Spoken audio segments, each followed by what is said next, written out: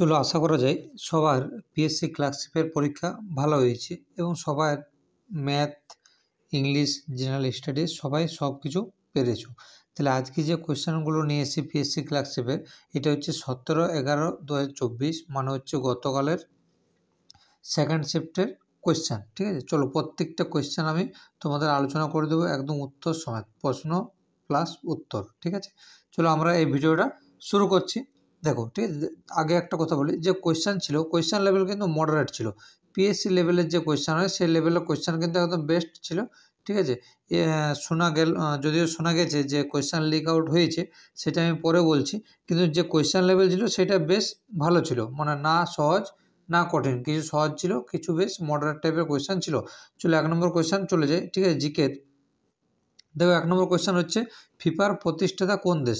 তাহলে দেখো লেখা আছে ফ্রান্স, তাহলে ফিফার প্রতিষ্ঠাতা হচ্ছে ফ্রান্স। ঠিক আছে, চলো তারপর যাই।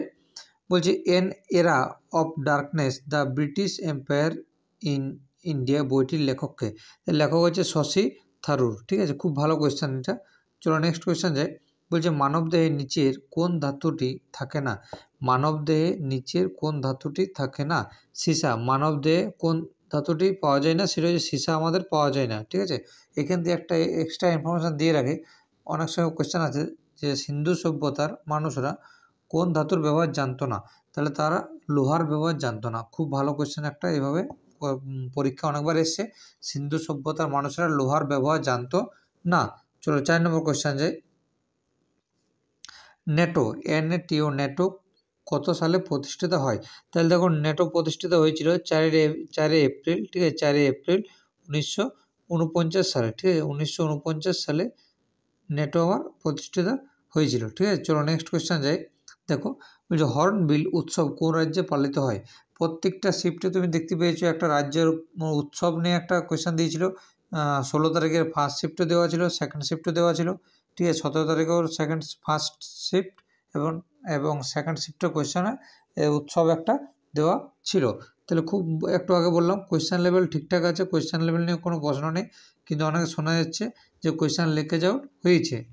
ঠিক আছে, সেটা পরে রাখছি, কিন্তু কোয়েশ্চেন লেভেল যে লেভেল পিএসসি ক্লার্কশিপ অনুযায়ী সেই লেভেল হয়েছে। ঠিক আছে, খুব ভালো কোয়েশ্চেন। হর্নবিল উৎসব কোন রাজ্যে অবস্থিত, হচ্ছে নাগাল্যান্ড। ঠিক আছে, চলো 6 নম্বর কোয়েশ্চেন যাই। ব্রহ্মপুত্র নদের উপনদীর নাম কি না, মানস। ঠিক আছে, ব্রহ্মপুত্র নদের উপনদীর নাম হচ্ছে আমাদের মানস। চলো 7 নম্বর কোয়েশ্চেন যাই। ওই 2023-এ আয়ুর্বেদ দিবসের থিম কী ছিল। দেখো থিমটা ছিল আয়ুর্বেদা ফর ওয়ান হেলথ। ঠিক আছে, আয়ুর্বেদা ফর ওয়ান হেলথ। দেখো এই কোয়েশ্চেন থেকে তোমরা একটা জিনিস বুঝতে পারছো, কোয়েশ্চেন লেভেল দিন দিন কিন্তু হাই হয়ে যাচ্ছে। তাহলে সেই অনুযায়ী তোমাদেরকে বলবো নিজের পড়াশোনার লেভেলটা হাই করতে হবে। কোয়েশ্চেন লেভেল দিন দিন হাই হচ্ছে, তো নিজের পড়াশোনার লেভেলটাকে একটু হাই করতে হবে। চলো নেক্সট কোয়েশ্চেন চলে যাই। বলছে নাসার লাকি কোন বিষয় নিয়ে গবেষণা করেন। তাহলে দেখো মহাবিশ্বে এলিয়েন বা বহির্জাগতিক প্রাণের অস্তিত্ব নিয়ে। নাসার লাকি কোন বিষয় নিয়ে গবেষণা করেন না, মহাবিশ্বে এলিয়েন বা বহির্জাগতিক প্রাণের অস্তিত্ব নিয়ে। চলো নেক্সট কোয়েশ্চেন যাই। বলছি ভারতীয় সশস্ত্র বাহিনীর কৃতিত্বের জন্য কোন দেশ তাদের গোল্ডেন আউল লেখা আছে, এটা একটু তো মিস্টেক আছে, গোল্ডেন পুরস্কার প্রদান করলো না শ্রীলঙ্কা। ঠিক আছে, গোল্ডেন কোনো একটা পুরস্কার প্রদান করেছে, সেটা হচ্ছে শ্রীলঙ্কা দেশ। চলো নেক্সট কোয়েশ্চেন যাই। বরাকর কার উপনদী, এটা আমরা সবাই প্রায় জানি। ঠিক আছে, বরাকর হচ্ছে দামোদর নদের উপনদী, দামোদর নদের উপনদী হচ্ছে বরাকর। চলো তারপরে চলে যাই। মহাবলীপুরম হ্রদ মন্দির কে তৈরি করেন। তাহলে হচ্ছে পল্লবরাজ নরসিংহ বর্মন, পল্লবরাজ নরসিংহ বর্মন। চলো নেক্সট কোয়েশ্চেন যাই।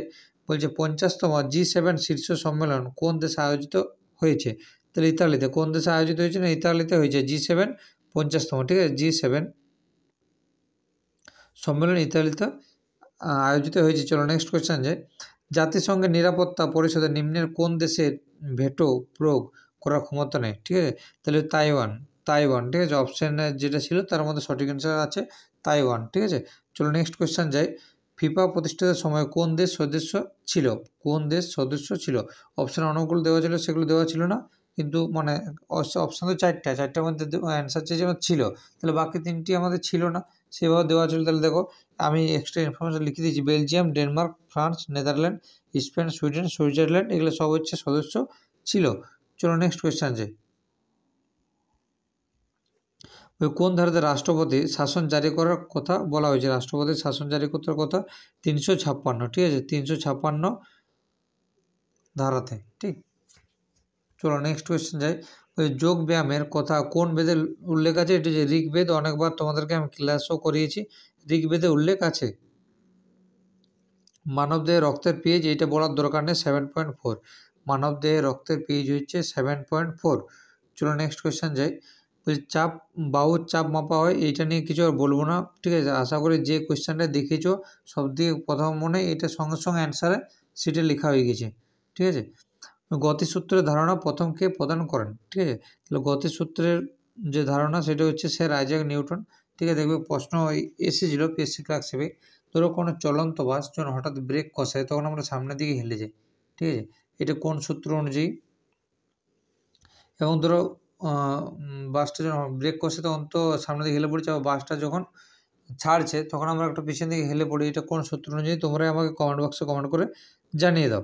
দেখো আবার দিয়েছি, দেখো প্রশ্ন, চলন্ত বাসে হঠাৎ ব্রেক মারার ফলে যাত্রীগণ পেছন দিকে হেলে পড়ে নিউটনের কোন গতির সূত্র অনুযায়ী? নিউটনের প্রথম সূত্র অনুযায়ী, নিউটনের প্রথম সূত্র অনুযায়ী। চলো next question. 2024 international Booker prize কে পেলেন? Jenny Erpenbeck, Jenny Erpenbeck. চলো নেক্সট কোয়েশ্চেন যাই। এশিয়াটিক সোসাইটি অনেকবার করিয়েছি ক্লাসে, স্যার উইলিয়াম জোন্স 15 জানুয়ারি 1784 খ্রিস্টাব্দে। দেখো ওই যে ভাসদা, এইটা কিন্তু একটা অড টাইপের কোয়েশ্চেন, এটা একটা অড টাইপের কোয়েশ্চেন ছিল।